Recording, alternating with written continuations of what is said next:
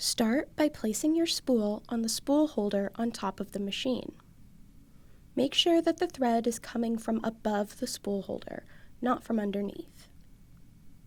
Place the correct size spool cap over the spool.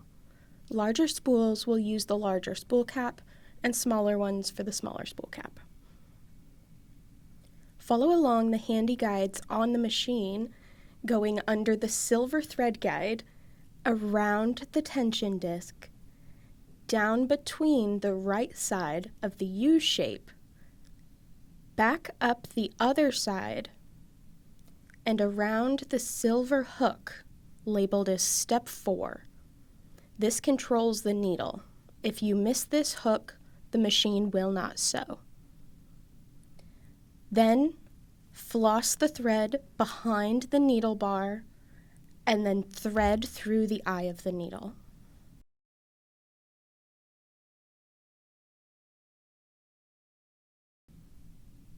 We recommend winding bobbins using the bobbin winder by the long arm machine or using the pre-wound bobbins available in the lab.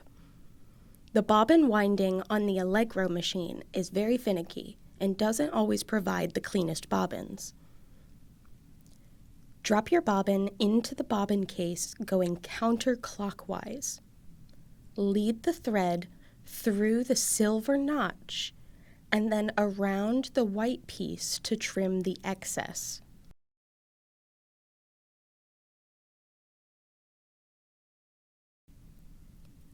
Lastly, while holding your upper thread in your left hand, rotate the needle down into the needle plate and back up to bring up the bobbin thread. The LED screen is where you'll change any settings before you start stitching. The left and right arrow move between stitches that are numbered and displayed on the lid of the machine. Locate the stitch that you want and input that number. You can hold down the arrows to get to the higher numbers, or you can use the icons on the bottom of the LED screen to jump to different sections. Straight or zigzag will bring you back to the beginning. Symmetrical stitches will take you about a quarter of a way through. Designer stitches will take you all the way to the heart design, and buttonhole stitches will take you to your buttonhole stitches.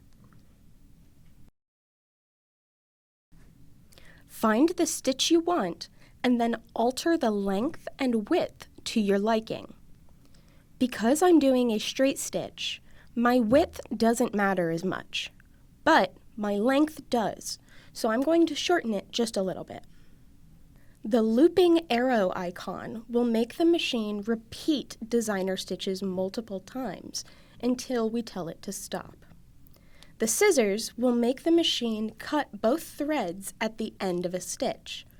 You can also do this by pressing a button at the end of your stitch as well. This machine has a variety of feet that can be used for different purposes. We recommend playing around with different stitches before altering the feet to get comfortable with what the machine can do. To change the foot, press the black lever on the back of the foot. Then, place the desired foot under the needle bar and lower the foot lever until you hear a click.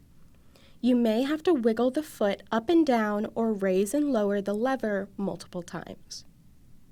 If the needle ever breaks, alert staff so that we can ensure all parts of the needle are removed.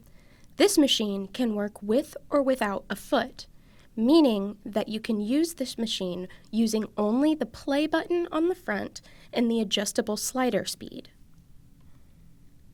The U-shaped arrow is your backstitch button.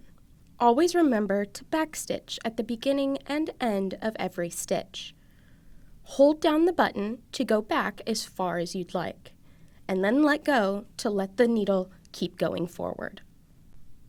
The button with the two needles will raise or lower the needle automatically. At the end of a stitch, the needle will stay in the fabric. If you're finished, press this button to raise the needle. Then, use the scissor button to cut both the upper thread and the bobbin thread. This will then release your piece from the machine cleanly.